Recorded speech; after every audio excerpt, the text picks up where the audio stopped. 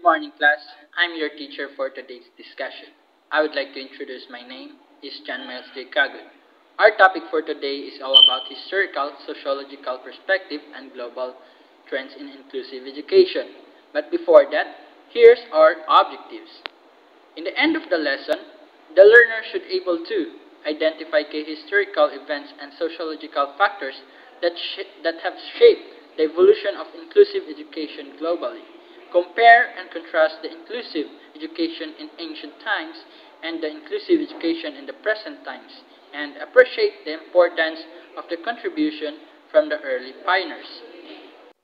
So, when we say historical sociological perspective and global trends in inclusive education, the concept of inclusive education where all students learn together regardless of their abilities has evolved significantly throughout history. Now let's move on to evolution of special and inclusive education. First is the ancient times or ancient beliefs. The concept of inclusive education has undoubtedly undergone a series of modification and change over time. Market ideology influenced governance, process, and educational outcomes in the late 18th century, resulting in a more hierarchical, status-ridden, selectively system with exclusionary laws and practices. People with disabilities were originally believed to be a social menace, contaminating and otherwise pure human species.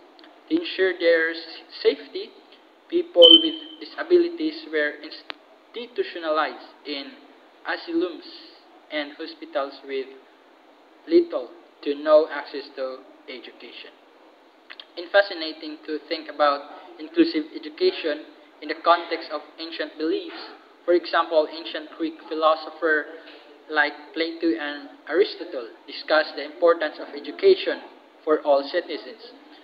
Next is institutionalization. In the 19th century saw the establishment of dedicated institutions for individuals with disabilities. This marked a shift towards systematic education, but it also reinforced segregation. These institutions, while providing some form of education, often lack the individualized attention and support needed for diverse learning needs. So, institutionalization of inclusive education refers to the process of embedding exclusive practices within the structures and system of schools and educational institutions. This means creating accessible environment, providing adequate resources and support, and ensuring that all students, regardless of their abilities or disabilities, have equal opportunities to learn and thrive. Next is integration. The integration movement The integration movement gained momentum in the late 20th century, advocating for the inclusion of students with disabilities into mainstream classrooms. This shift emphasized the belief that all students, regardless of ability, should learn together in inclusive environments to promote diversity and global understanding. So, integration in inclusive education refers to the process of bringing students with disabilities into mainstream classroom alongside their peers without disabilities. It involves more than just physical placement.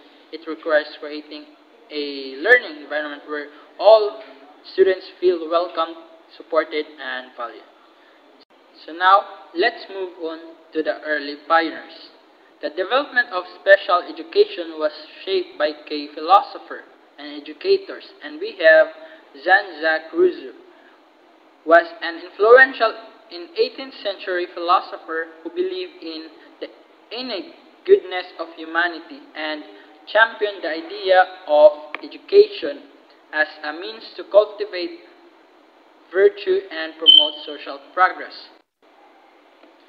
And also we have Charles Michel, was a French educator who dedicated his life to improving the lives of deaf people. He developed a sign language, a sign language system for the deaf, and established the first free school for the deaf in Paris. Next is we have Edward Siguen, who was a French physician and educator who made significant contribution to the field of special education.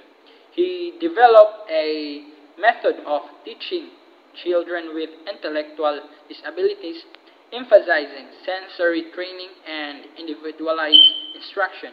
And his work helped to shift the focus from institutionalization to education and rehabilitation. Next is we have Maria Montessori, was an Italian physician and educator who developed a revolutionary educational approach emphasizing self-directed activity, hands-on learning, and collaborative play. Her Montessori method, still widely used today, focus on fostering independence and a love of learning in young children. And last is Anne Sullivan, was a teacher and lifelong companion to Helen Keller, known for her innovative methods in educating Helen, who was blind and deaf. Sullivan's dedication and patience transformed Helen's life, demonstrating the power of education and perseverance in overcoming significant challenges. And now, last is the transition from segregation to inclusive education. The transition from segregated to inclusive education involves integrating students with disabilities into mainstream classrooms alongside their non-disabled peers. This shift aims to provide equal opportunities for all students and create a more inclusive learning environment. And that's all for today's discussion, and I hope you enjoyed the video, and goodbye and God bless us all.